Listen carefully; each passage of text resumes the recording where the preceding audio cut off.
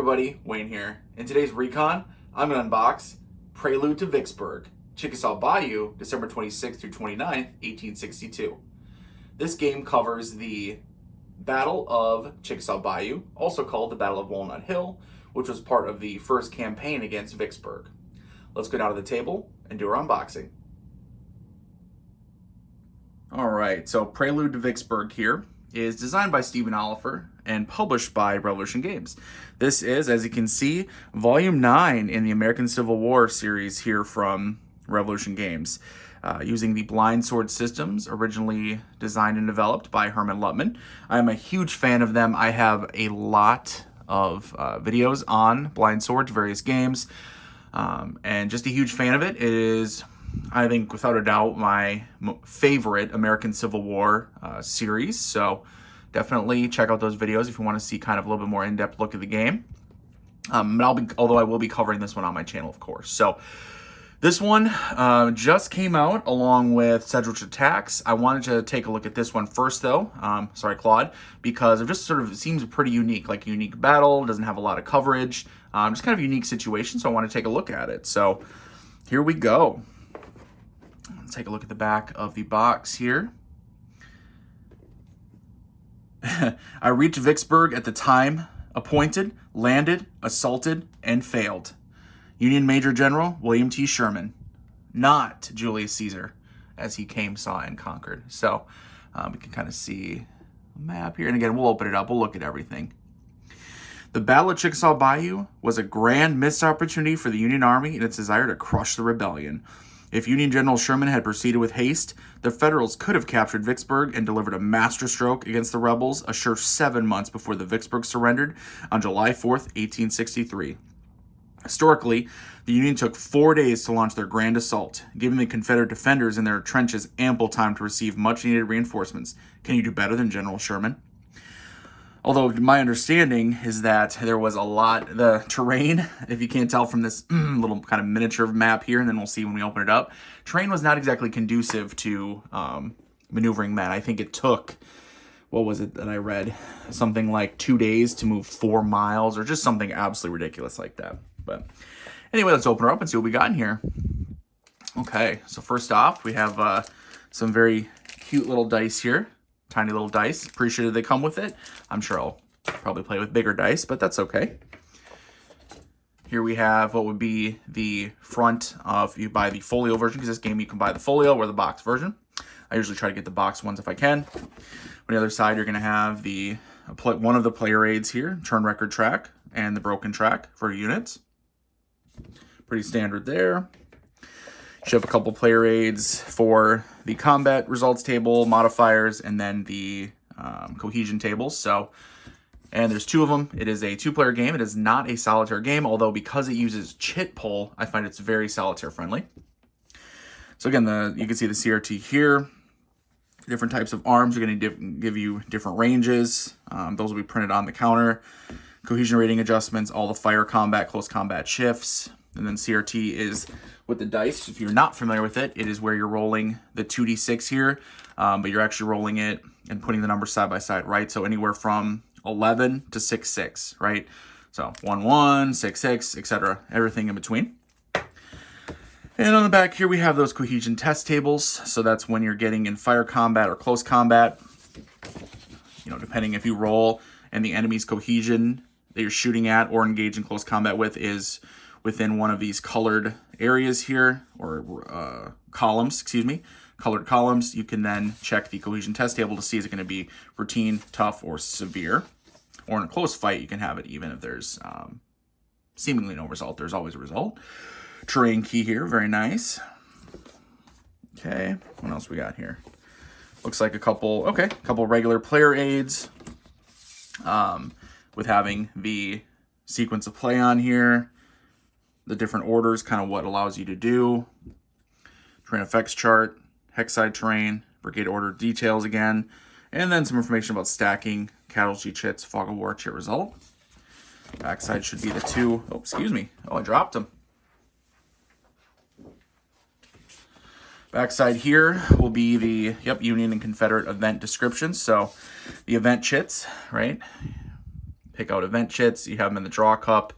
Some you pick, some are going to be random. And then we have information for each side's version. Wonderful. Ooh, and these are, I love these. So this is a newer aspect of the newer Blind Swords games.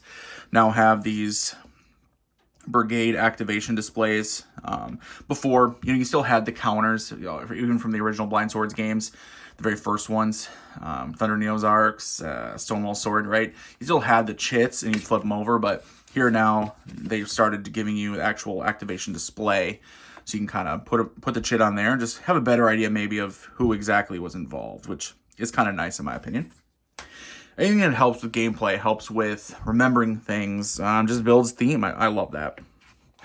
Should have the 2 rule books, right?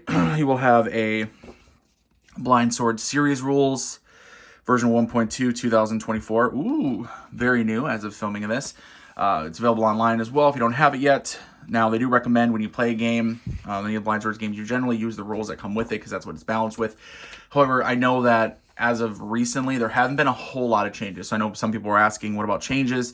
I think maybe I read from the developers and the Owners Revolution games, there may be some changes in like wording, less about rule changes, maybe more wording changes. But Blind Swords here, we're not trying to learn it. The games, they're chit-pull, hex encounter, probably a solid medium complexity. Those who say the game is easy to learn, I think are being a little disingenuous. It's not easy to learn. I love the system. I just said it's my #1 most favoritist American Civil War system, but it's not easy to learn. It's going to take a little time. Rulebook here, again, decently dense. It's not overwhelming, but it's also not super easy. As you can see, there's not a whole lot of pictures or examples. There's examples written, text examples, but it's black and white. No pictures. They could maybe spice up the rulebook a little bit, guys. Maybe a little bit, right? Just for newer players. Again, if you're familiar with it, you're playing Volume 9, you played them before, you shouldn't have a problem. Because, for instance, now we look at the exclusive rules, and look at this. Color, actual color in here, pictures, like, look at that. Picture examples. You notice the difference? It's kind of funny, actually, between the series rules, the black and white, very matter of fact, and then here's the actual exclusive rules for the game. So I don't mind having exclusive rules when it comes to the Blind Swords games, having separate, right, game rules and then the series rules.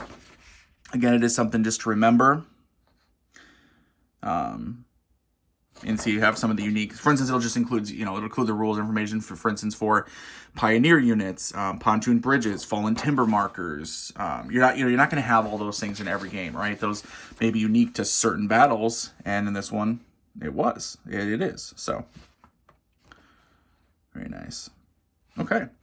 All right. Again, as always, my recons are unboxings. We're just taking a look at things. We're not trying to teach the game, not trying to learn the game from it. We're just taking a look at what comes in the box.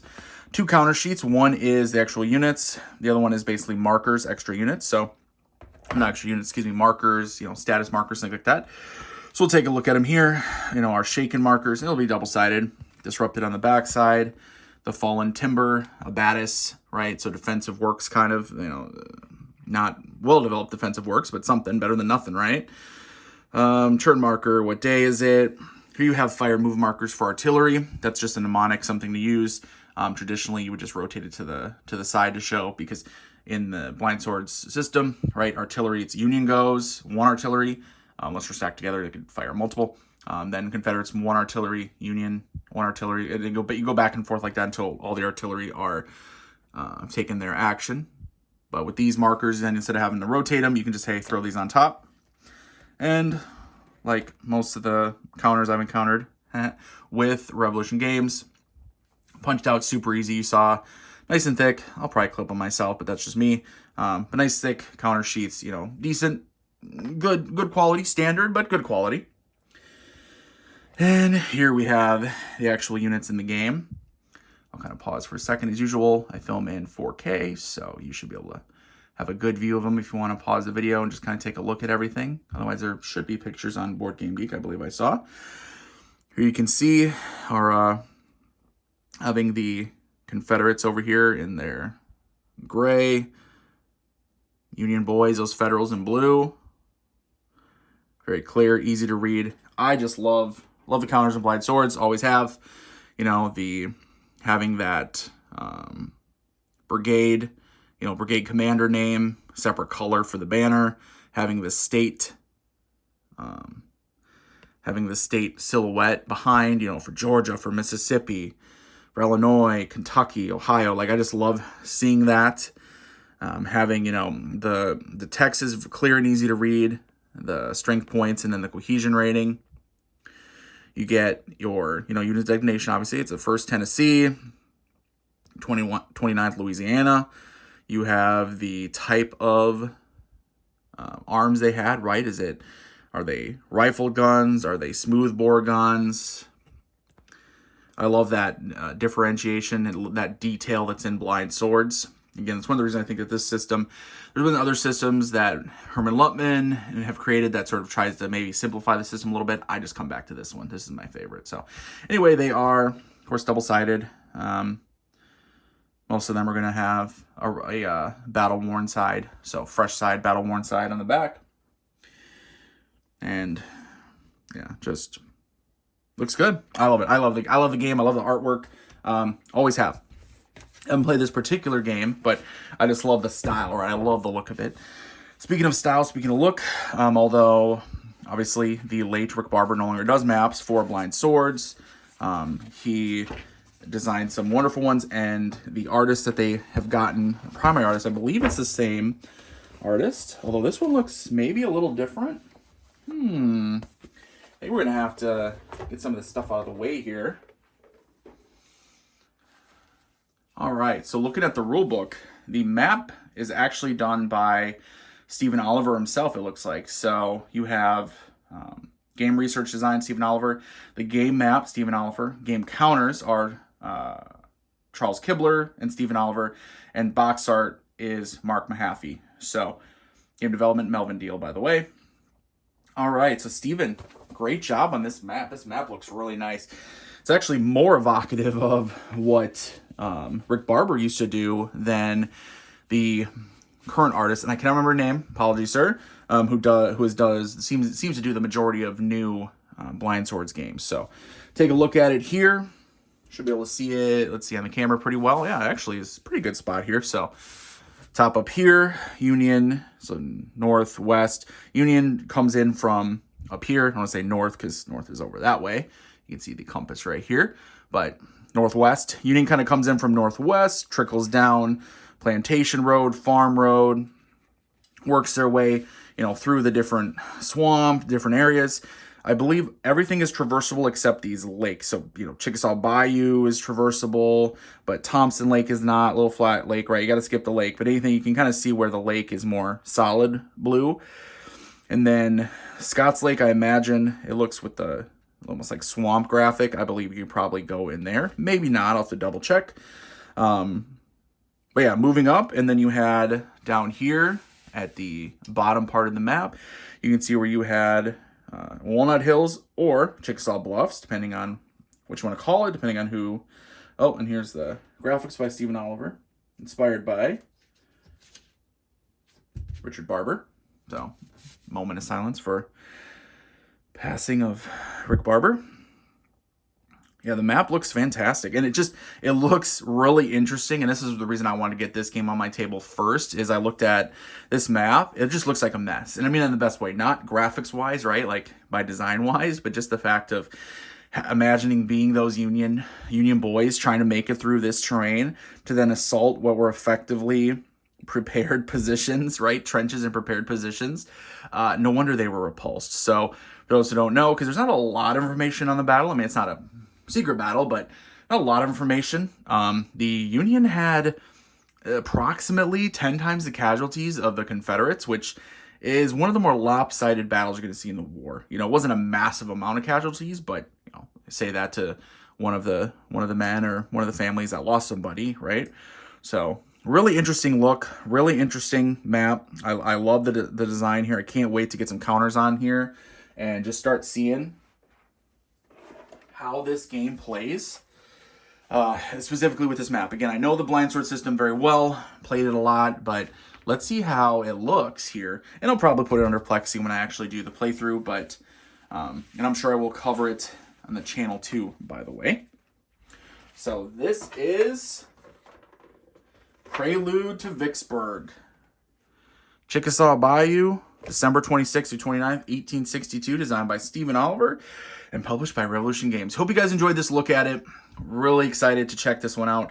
I'll definitely have some coverage on my channel, of course. I'm sure I won't do a full playthrough, but maybe, learning game, play through a turn or two, just show the game off a little bit so you guys can see it in action. So if you still haven't yet gotten into Blind Sword system, what are you waiting for, right? This may be the one to jump into. So if you made it this far, love the subscription. It's free. Just click the little button. You don't have to watch all my videos, just the ones you want to watch. Otherwise, thumbs up, comment below. Let me know if you played this game yet or if you're going to pick it up. Otherwise, until next time, everybody. Later.